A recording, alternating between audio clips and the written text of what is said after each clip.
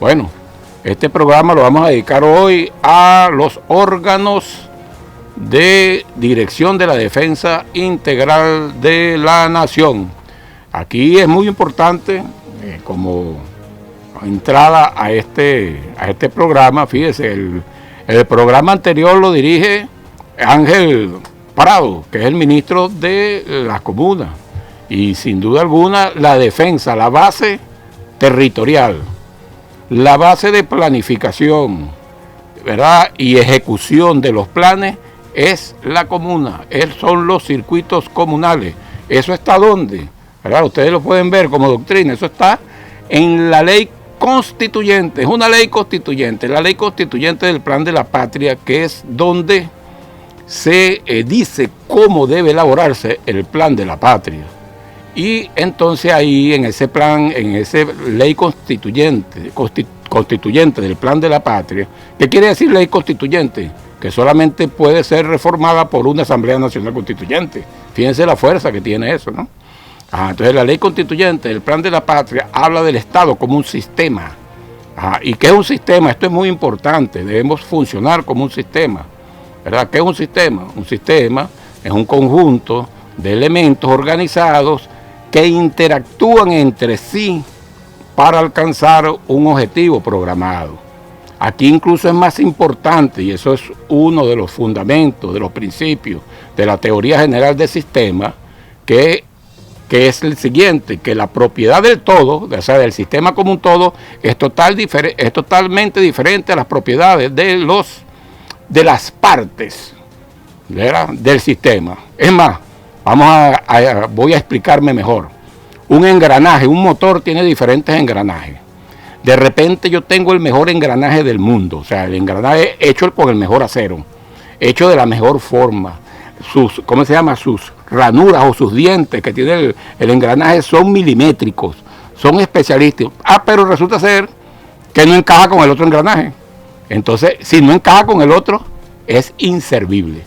Puede ser el mejor elemento, es el mejor, el más duradero, es el de mayor fuerza, es el que está hecho milimétricamente, pero si no encaja con el otro, el motor no funciona. El motor no funciona. Entonces, ¿qué quiere decir esto? Que a veces, cuando se habla de sistema, es mucho más importante la interrelación de los elementos que conforman el sistema, que un solo subsistema o que una parte sea excelente. ¿Me explico? O sea que todos debemos funcionar cohesionados, articulados. Entonces, el sistema es la articulación. Y la ley habla que esa articulación se hace a través de lo que llaman escala de agregación espacial, es decir, donde la base de la escala territorial, cuando estamos hablando de escala territorial, es la comuna, es el circuito comunal.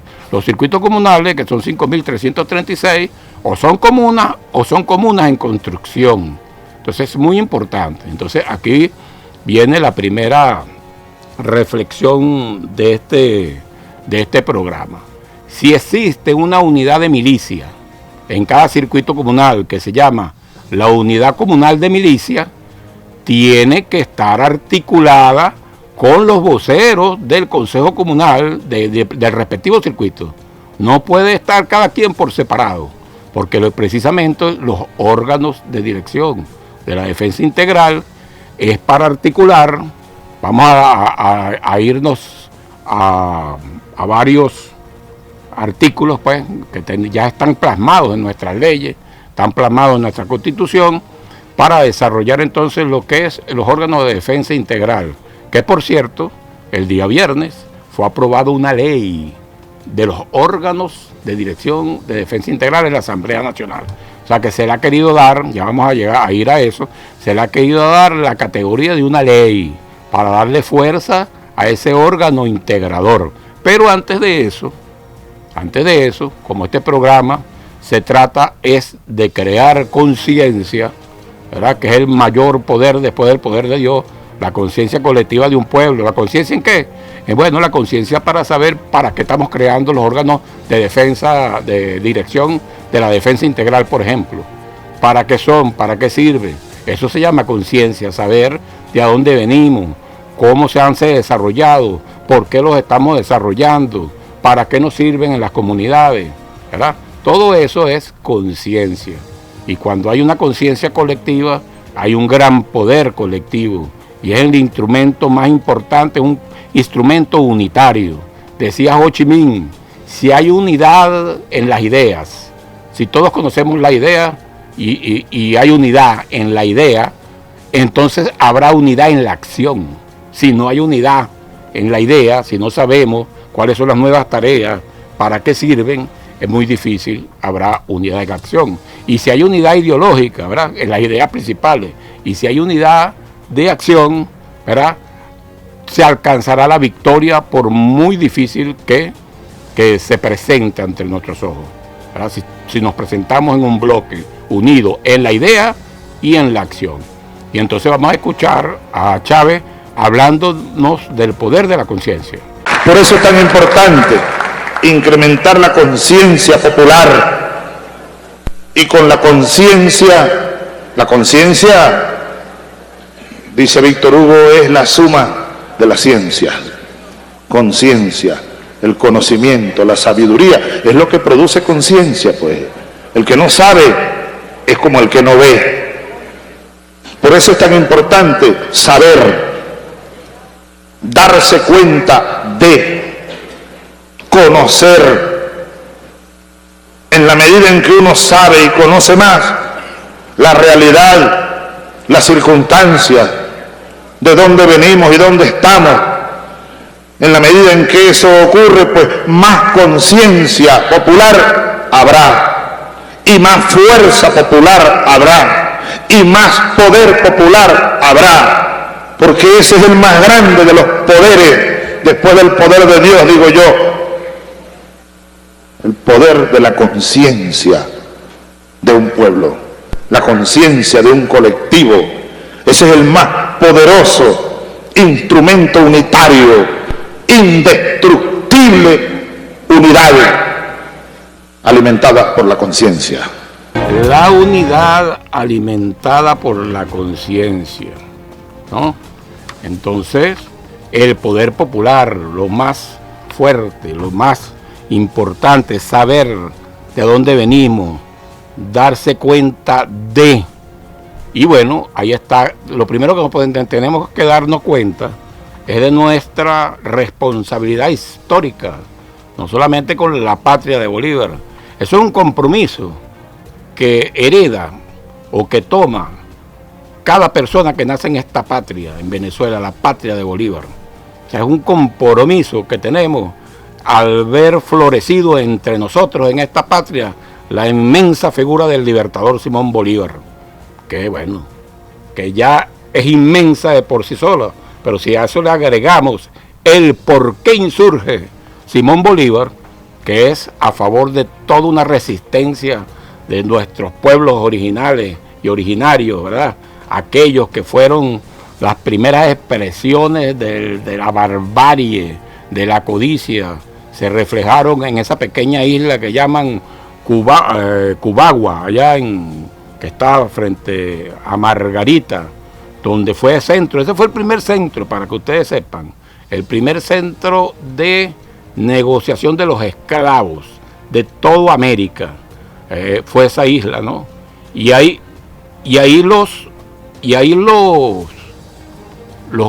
a nosotros nos decían ahí cuando uno era pequeño, y uno oía por ahí en la escuela, de que tuvieron que traer a los esclavos africanos, negros africanos, porque nuestros indios eran flojos. No, eso es totalmente falso. Lo que eran nuestros indios eran bravíos y que preferían la muerte antes de ser esclavos. Y esa es nuestra herencia. Esta es nuestra herencia, ¿verdad? En la independencia hubo, por ejemplo, lo que se llamó el Escuadrón Sagrado. Por ahí el Escuadrón Sagrado, hay una nueva versión ahorita en el siglo XXI que estamos construyendo.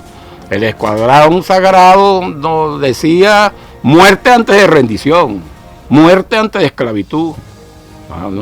Nosotros juramos en la academia dar la vida si fuese necesario, ¿verdad? Por la independencia, por nuestros valores históricos, ¿verdad? De ese pueblo venezolano que vive, que está latente en nuestros latidos del corazón, en nuestra sangre. Y que Chávez habla de qué es el pueblo venezolano y cómo ese pueblo vive entre nosotros, en esa historia acumulada que nos hace resistir y que siempre nos va a hacer con el tiempo victorioso. Escuchemos a Chávez. El pueblo venezolano, con su sabiduría milenaria de luchas y de batallas, el pueblo venezolano, con el heroísmo que lleva hasta en las vísceras, el pueblo venezolano que recorrió medio continente con Bolívar, sembrando de asombros al mundo, llevando esa bandera tricolor hasta las cumbres de Ayacucho, derrotando al imperio español del Caribe hasta el Potosí. Ese pueblo nunca murió, ese pueblo está por dentro de nosotros, es un pueblo guerrero, libertador y sabio.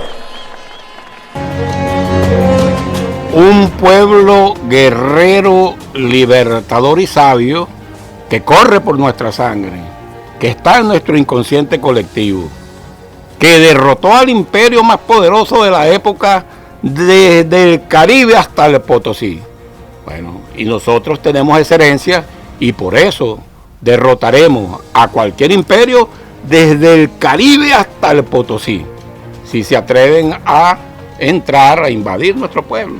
Y ellos lo saben, no será una guerra rápida, será una guerra de resistencia prolongada, ¿verdad? Y nos hemos preparado durante estos años porque Chávez sabía que eso iba a pasar ya, desde el proyecto de la academia, desde los años 80, que nosotros entramos a la academia militar en 1980, la promoción mía, que es la promoción donde estaba Padrino López, entramos aquí con 16, 17 años, Padrino y yo entramos con 17 años recién cumplidos, él lo cumplió en mayo, yo lo cumplí en junio, y al frente estaba el teniente Chávez de 26 años, que era el líder, era la juventud. Fíjense eso, eran una cantidad importante de jóvenes, 18, 19, 20 años, liderados por uno de 26. Esa es la fuerza de la juventud, ¿verdad? La juventud que sigue, que impulsa, que mantiene sus valores, que mantiene sus principios. Y Chávez, aquí está el libro azul, ¿verdad? Él nos dice aquí en el libro azul, en el preliminar del libro azul, nos dice cuál es nuestra línea ideológica y nos dice que nuestra línea ideológica se fundamenta en el estudio de nuestra historia y dice que allí están las claves para avanzar, ¿verdad? Por eso que debemos ser estudiosos de nuestra historia, de nuestro pueblo glorioso, para buscar las claves para avanzar, para adaptarla a las nuevas épocas. Dice Chávez en aquel momento, esto lo escribió Chávez en el 1990, ya teníamos más de 10 años. Que yo tenga uso de razón, que yo sepa, que yo me haya enterado, yo participé ya en el 82 en círculos de estudios en la Academia Militar. Eran clandestinos, porque estudiábamos, sobre todo, ¿qué estudiábamos? La historia de Venezuela y sobre todo estudiábamos con bastante hincapié la historia del siglo XX venezolano. ¿Qué pasó en Venezuela cuando las grandes potencias del mundo decidieron cambiar? Eso fue en 1901. Decidieron cambiar la fuente de energía que era el carbón a petróleo y que Venezuela surgió como la primera reserva de petróleo del planeta. ¿Qué pasó con nosotros a partir de ese momento? ¿Qué pasó con su gobierno? ¿Cuál es la agresión? La agresión es por el petróleo. Así lo dijo Moncada en las Naciones Unidas. Ya vamos a ver si nos da tiempo de oír algunos audios de Moncada extraordinaria. Felicito a nuestro embajador y historiador que hace análisis histórico, Samuel Moncada, en las Naciones Unidas, cuando dijo que el pueblo de los Estados Unidos no solamente tenía una adicción a las drogas, sino que su gobierno tiene una adicción al petróleo y a nuestro petróleo. Lo que quiere es el petróleo. Bueno, entonces decía Chávez aquí, de nuestra línea ideológica, por eso es que hay que buscar, ¿verdad?, en nuestra historia, Incluso nuestro pueblo, cuando tú le hablas de nuestra historia de nuestro pueblo, eso se despierta el fuego sagrado, que es la chispa que está en el subconsciente de lo más profundo de nuestro ser nacional. Aquí lo dice Chávez, vamos a ver cómo lo dice Chávez. Tú lo levantas, lo despiertas, y eso que levanta, que despierta, algo fundamental para este tipo de lucha, sobre todo en una lucha en el cual todo lo que es la guerra cognitiva, necesitamos una gran voluntad de lucha de nuestro pueblo, que la tiene, pero cada día despertarla. Chávez dice aquí en el libro azul lo siguiente: hay que recordar que Chávez escribió esto en el 90, ¿verdad? Lo que estamos leyendo, es decir, hace 35 años. Muchos jóvenes que escuchan el programa no habían nacido. Estamos hablando de que esto lo escribieron antes de 35 años, incluso antes de la rebelión militar. Dice Chávez, y lo cito en el libro azul: nuestros pueblos se han ido alejando cada vez más de sus raíces históricas, allí donde seguramente se encuentran las claves para descifrar el terrible enigma que nos mantiene en un ir y venir por el abismo de la historia ya a puertas del siglo XXI. Y dice Chávez, y es precisamente en este marco desideologizado y con el propósito de hallar recursos válidos para que nuestro pueblo avance por el mapa intrincado y complejo de su futuro, que nos hemos atrevido a invocar un modelo ideológico autóctono y enraizado en lo más profundo de nuestro origen y en el subconsciente histórico del ser nacional. Sentirnos orgullosos de haber nacido en la patria de Bolívar, ¿verdad?, de Zamora, de las luchas de nuestros pueblos indígenas. Hay que estudiar qué pasó en Cubagua desde el año 1510 hasta 1550. Ahí está resumida toda la historia de resistencia de nuestros pueblos originarios. Bueno, una vez ya habiendo revisado algunos aspectos históricos de nuestro subconsciente, fíjate lo que dice Chávez aquí. Esto que dice Chávez acá, ¿verdad?, que dice lo que él llama el subconsciente histórico del ser nacional. Eso es una teoría de la psicología, que es el inconsciente colectivo. ¿Quién fue uno de los que llevó la bandera del inconsciente colectivo? Carl Jung. Carl Jung, que era discípulo de Sigmund Freud. Entonces hablaba del inconsciente colectivo. ¿Qué dice la teoría del inconsciente colectivo? Basada en experimentos que hizo Carl Jung. Bueno, que los pueblos que tienen una historia gloriosa, como el pueblo de Venezuela, ¿verdad?, de sus luchas históricas, parece que hay como una transmisión genética de esas luchas históricas que llevamos por dentro, que cuando hay circunstancias históricas, momentos, acontecimientos, y aparecen algunos líderes que saben prender esa chispa en el que están en el inconsciente y la llevan al consciente colectivo, el pueblo se hace indestructible, invencible, ¿verdad? Eso pasaba mucho. Fíjate, yo estuve en lo que es hoy el batallón 24 de junio. Eso antes era una compañía, la compañía Honor 24 de junio.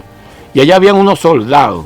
Y nosotros corríamos por el campo inmortal del Carabobo. Y yo le mandaba a quitar los zapatos, ¿verdad?, cuando cruzábamos la quebrada del Naipe. Y le decía, ustedes no sienten la sangre que corrió de nuestros libertadores en esta tierra sagrada. Y esos muchachos se creían, bueno, superhombres, la moral se le iba a millón. Y esa compañía ganaba todas las competencias de tiro, en la brigada blindada. Me recuerdo que competía con la brigada blindada de tiro, de todo, de maniobra, de lectura y cartas. Era como un compromiso con esa historia de defender ese campo inmortal ahí, sembrado de huesos de nuestros patriotas y de luchas milenarias, libertarias, ¿verdad?, a donde peleó el Escuadrón Sagrado. Ojo con el Escuadrón Sagrado. El Escuadrón Sagrado, hoy vine con la historia millón. Ya nos faltan 4 minutos para irnos a la pausa, pero no da tiempo de explicar la ODI. Pero el Escuadrón Sagrado, fíjense, fue una unidad que se creó en los años más difíciles de la Revolución Bolivariana primaria, es decir, en la Segunda República. Se fundó en 1814 para y juraron, se llamaba el Escuadrón Sagrado porque juraban morir antes de rendirse, sobre todo en defensa del Libertador. Se convirtió en su guardia de honor.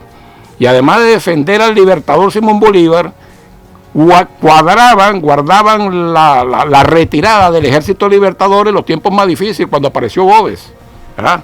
Boves, sobre todo Boves, cuando hizo la toma de Valencia, después fue hacia Caracas y hubo hacia el oriente lo que se llamó la migración de Oriente. Ese Escuadrón Sagrado le salva la vida al Libertador y prácticamente casi todos mueren en combate, ¿no? Ahí se salvó Briceño Méndez, que era el que comandaba, y en 1815 se disuelve el Escuadrón Sagrado porque prácticamente todos sus integrantes murieron en combate, pero lograron el objetivo, que era salvar al Libertador Simón Bolívar. Años después, en 1815, el Escuadrón Sagrado, bueno, prácticamente se disuelve, pero años después,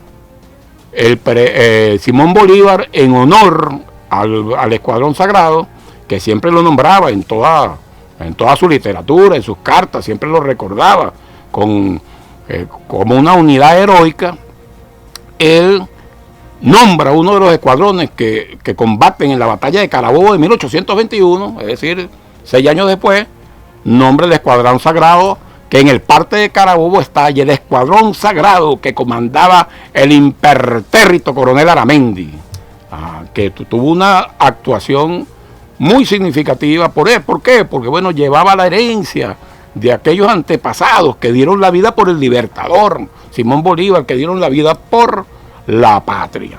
Entonces, bueno, esa es nuestra herencia histórica, que debe darse debate sobre esa herencia histórica en nuestras comunidades, ¿verdad? En los circuitos comunales, en nuestras unidades militares, etcétera.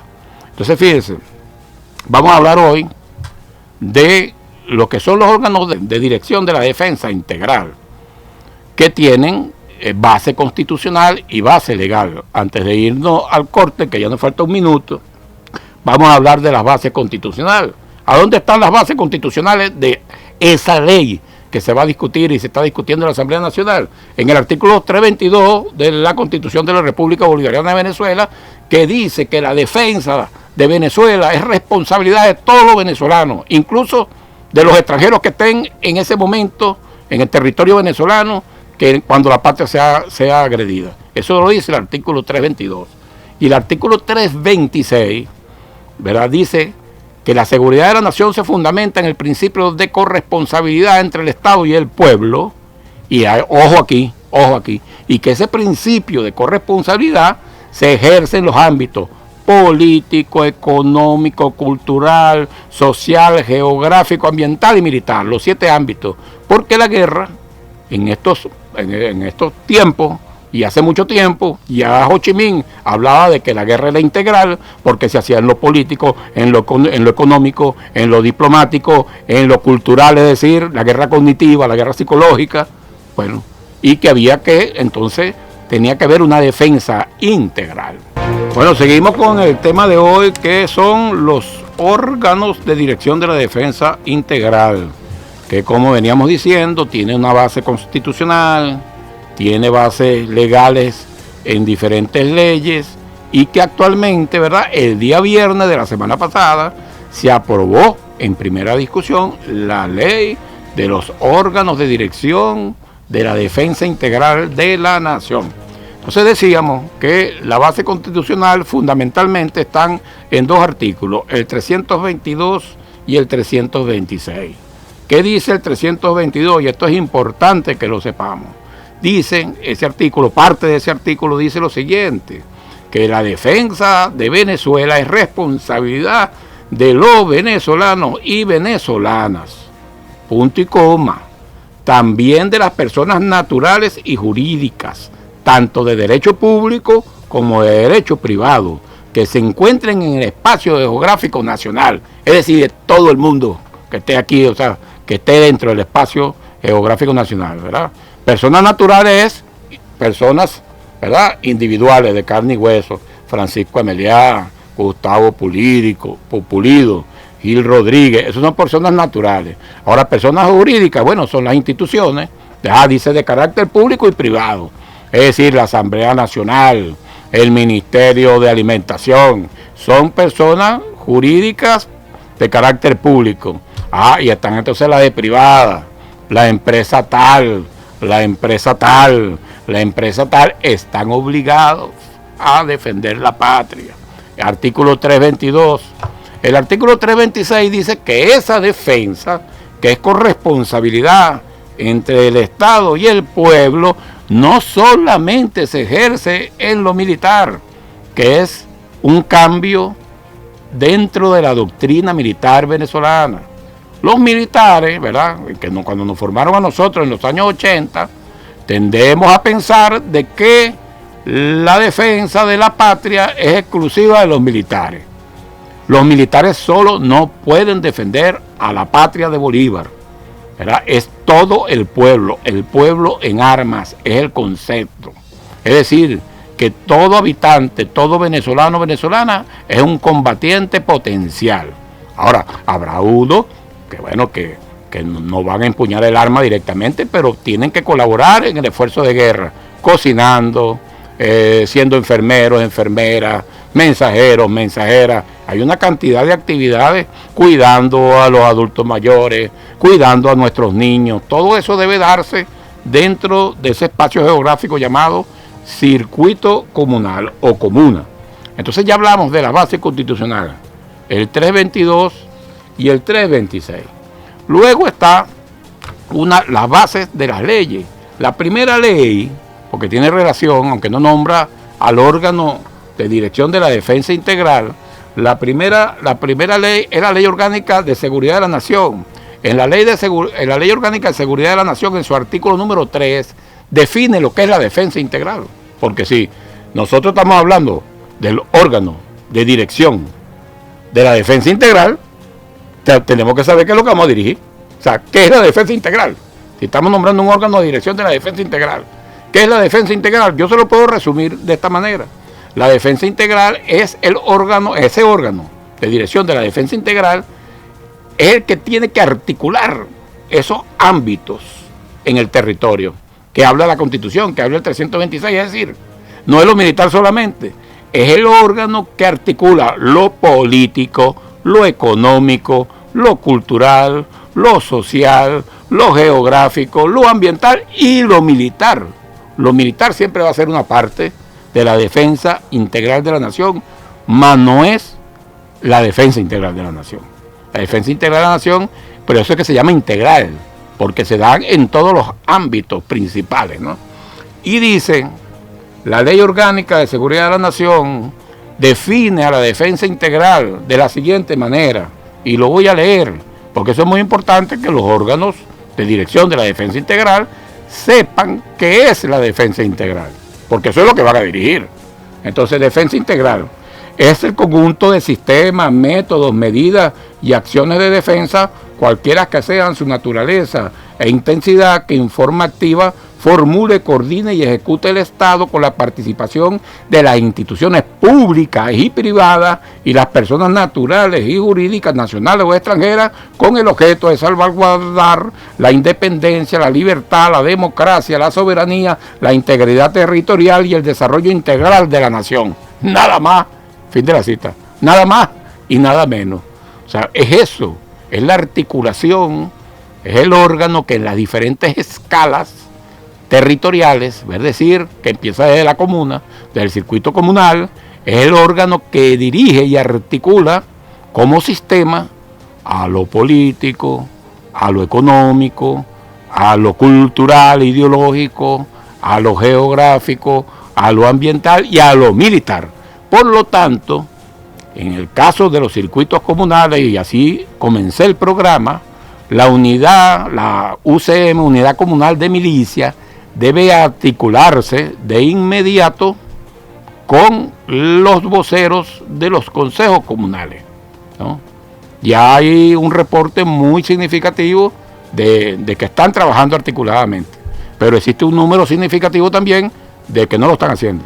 Entonces hay que articularse, eso debe ser Un saludo a el Estado Mayor de la Milicia Bolivariana, que escucha este programa todos los martes. Eso debería ser, eso es un ejercicio muy importante y un chequeo que debe hacerse del encuentro de los comandantes de las unidades comunales de milicia con los voceros de la comuna respectiva en el respectivo circuito comunal. Y entonces, ¿verdad? Ya vamos por el artículo número 3 de la ley orgánica. Entonces ya llevamos la Constitución, la ley orgánica de seguridad de la nación y llegamos a la ley constitucional de la Fuerza Armada Nacional Bolivariana. Mira de la fuerza, la ley constitucional de la Fuerza Armada Nacional Bolivariana, que en su artículo 52, escúchese bien, ¿con qué se hace la defensa integral de la nación? Con un sistema que se creó. ¿Cómo se llama el sistema? El sistema defensivo territorial. Y aquí viene otra observación que yo hago. Según la definición de defensa integral de la nación, que ya lo vimos, ¿verdad? Y la definición que abarca todos los ámbitos, entonces el sistema defensivo territorial no es militar solamente. Ahí está, los militares es una parte del sistema defensivo territorial. Y yo creo que aquí hay que hacer énfasis, compatriotas oficiales de la Fuerza Armada que me oyen, de que el sistema defensivo territorial, aunque lo dirige el CEO, no es militar exclusivamente. Y así lo dice, es lógico, así lo dice la definición de la defensa integral, pero así lo dice la definición que está en el artículo 52 del sistema defensivo territorial, que se las leo a continuación para que vean que lo que le estoy diciendo es cierto. 52, artículo 52. El sistema defensivo territorial, escuche para ver si se le parece a la definición de defensa integral. El sistema, y cito, el sistema defensivo territorial es el conjunto de estructuras, fuerzas, medios, medidas, métodos y acciones concebido para integrar y ejecutar las funciones operacionales para la defensa integral de la nación en sus respectivos espacios jurisdiccionales. Está conformado por las regiones estratégicas de defensa integral, zonas operativas de defensa integral, áreas de defensa integral, órganos de dirección de la defensa integral y otras agrupaciones e instituciones definidas o activadas previamente por el presidente de la República Bolivariana de Venezuela y comandante en jefe de la Fuerza Armada Nacional Bolivariana. Es decir, el artículo 52 define, ahí sale por primera vez nombrado aquí en una ley, ¿verdad?, que el órgano de dirección de la defensa integral es parte del sistema defensivo territorial. ¿Y por qué es parte de ese órgano de dirección de la defensa integral de la nación? Porque es el órgano que articula el trabajo en lo político, en lo económico, en lo cultural, en lo social, en lo geográfico, en lo ambiental y en lo militar. O sea, no solamente es lo militar. Entonces, escuchen bien, compañeros del Estado Mayor de la Milicia. Cuando se está haciendo la ley, debe aprobarse, lo más probable. Se hizo la primera discusión el viernes pasado y se aprobó la ley. Lo más probable es que antes que culmine este mes, quizás muy rápido, sea aprobada en segunda discusión esta ley. Entonces, ¿qué quiere decir eso si los órganos de dirección son los que articulan todos los ámbitos que habla el artículo 326 de la Constitución?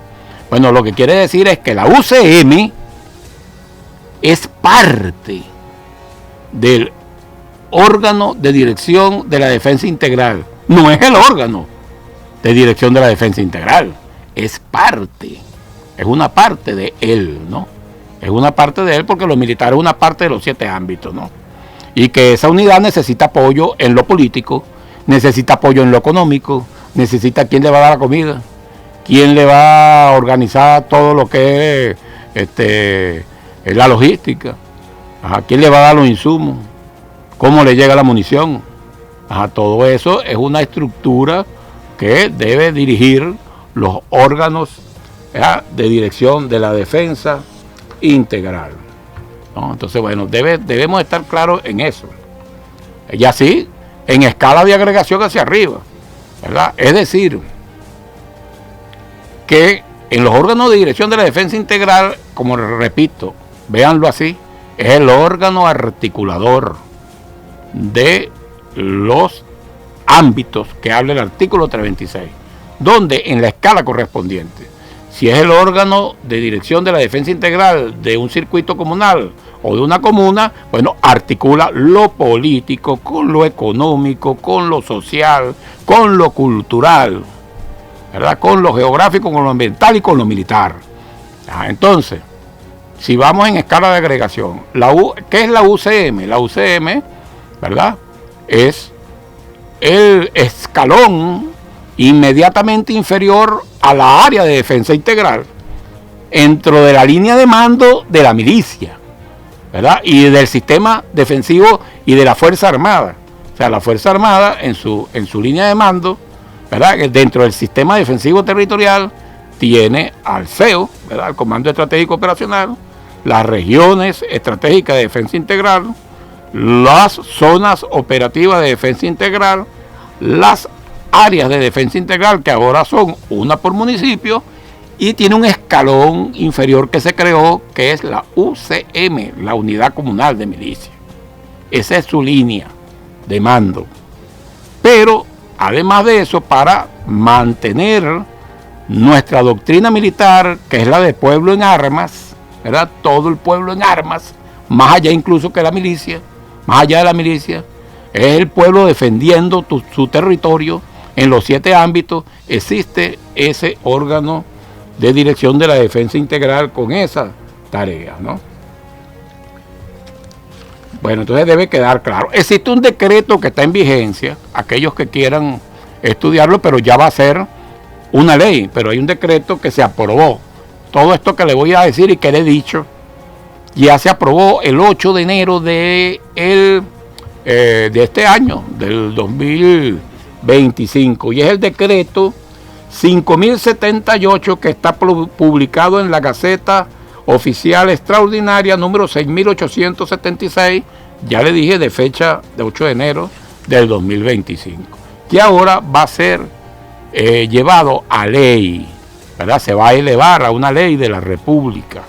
Ahora, ¿cuáles son las funciones generales? Vamos a hablar de las funciones generales, y esto es yo les prometí a los gobernadores el día de ayer que estábamos reunidos, ¿verdad?, en la Dirección Nacional del Partido Socialista Unido de Venezuela, que hoy le íbamos a hacer llegar un resumen de cómo debe articularse esos órganos de dirección de la defensa integral, bueno, para comenzar desde ahorita, ¿verdad?, a esa articulación. Existen unas funciones generales que van a estar en la ley, que están en el decreto, y aquí es que está claro, fíjense. Algunas funciones generales de los órganos de dirección de la defensa integral que debe aplicarse a todas las escalas, es decir, repito, las escalas, de abajo hacia arriba. Las comunas, los circuitos comunales, ¿verdad?, es la escala base de planificación y de aplicación de los planes. Luego la suma de varias circuitos comunales hacen una ADI. Las sumas de ADI hacen una SODI. Las sumas de SODI hacen regiones, y las sumas de las regiones hacen el país completo, ¿verdad? Porque entonces es la visión sistémica, precisamente, de algo que le llamamos sistema, el sistema defensivo territorial. Algunas funciones: 1, promover la integración y articulación de acciones dirigidas a coadyuvar la defensa integral de la nación. Lo que le estoy diciendo, palabras clave: articulación, ¿verdad?, e integración. ¿De qué? De los distintos ámbitos que habla el 326. 2, apoyar las operaciones militares con la producción de bienes y servicios en su territorio, según los requerimientos del sistema defensivo territorial. Es la parte económica, y está el ámbito económico productivo, ¿verdad? Otra, promover planes y proyectos para el correcto funcionamiento de los ámbitos económico, político, social, ambiental, cultural, geográfico y militar. Aquí están los 7 ámbitos que están en el 326. O sea, está claro, está en la misma ley que se va a aprobar, y está incluso en el decreto que se aprobó ya en enero. Otro, Preparar y organizar los comités. Ojo. Preparar y organizar los comités de trabajo para el eficiente desempeño de sus funciones. Porque esos órganos van a tener unos comités de trabajo que tienen que ver con los ámbitos que habla el artículo 326 de la Constitución, y ya lo vamos a ver. Se recomiendan 4 fundamentales y se pueden crear otros comités de trabajo dependiendo de la vocación de cada territorio, ¿verdad? Que tiene características distintas. Y otra función, la demás que determine el órgano nacional para la defensa integral de la nación, porque habrá un órgano nacional para esa defensa integral de la nación. Es una articulación, ¿verdad? Que si lo vemos de abajo hacia arriba es comunal, municipal, estatal, regional, nacional.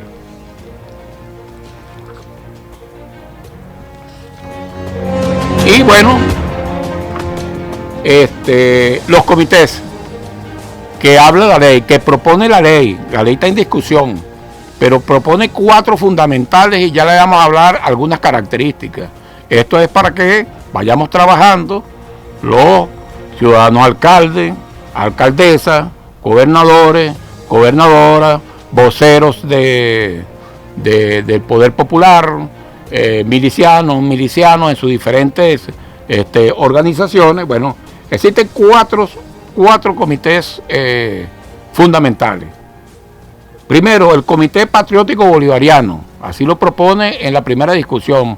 Puede ser que estos nombres se han cambiado, pero los propósitos y las tareas van a prevalecer. Comité Patriótico Bolivariano, Comité Económico Productivo, Comité Social Popular y el Comité de Orden Interno. Esos son como los 4 comités fundamentales. Veamos algunas definiciones y áreas de trabajo de cada uno de estos 4 comités, para que empecemos nosotros a articular en los territorios. Yo sé que ya empezaron, pero con una mayor definición de tareas. Una de las cosas que pide nuestro pueblo es, que cada organización tenga definidas claramente sus tareas. Y nosotros no estamos partiendo de cero. Por ejemplo, si nosotros hablamos de un aparato logístico, nosotros tenemos, en tiempo de paz, tenemos una organización que se llaman los comités locales de abastecimiento y producción. Eso existe en el territorio. Si es para la parte cultural e ideológica, nosotros tenemos toda una estructura, el Partido Socialista Unido de Venezuela, que llega hasta las comunidades, 47.000 comunidades. Es decir, tenemos equipos políticos estatales, municipales, ¿verdad? Y tenemos equipos de trabajo en cada una de las comunidades del país. Están las comunas, todo lo que es el poder popular. O sea, tenemos una cantidad de organización que lo que tenemos es que definir cuáles son las funciones de cada una de cada ellas. Pero vamos a seguir hablando de los comités de trabajo, porque ya lo que nos quedan son unos 7 minutos del programa. El Comité Patriótico Bolivariano es fundamental. Fíjense que cómo lo define la ley o el proyecto de ley que está ahorita en discusión. Como está en discusión, ustedes saben que puede sufrir modificaciones, pero este es el espíritu de ese comité. Comité Patriótico Bolivariano. El Comité Patriótico Bolivariano realiza el trabajo patriótico requerido por los órganos de dirección de defensa integral, difundiendo el nacionalismo, el patriotismo, los valores y principios constitucionales, tomando como referencia nuestra ascendencia histórica, el ejemplo del libertador Simón Bolívar y la gesta independentista, formando a la población en las siguientes áreas. Las áreas de formación, ¿verdad? Es el de mantener la voluntad de lucha. ¿A través de qué? De nuestra carga y nuestra responsabilidad histórica, fundamentalmente. Áreas de trabajo de ese comité: organizar el poder popular, orientación política e ideológica, sistema de comunicación de masas. Porque en tiempo de guerra, ¿verdad?, el enemigo va a buscar interferir, acabar con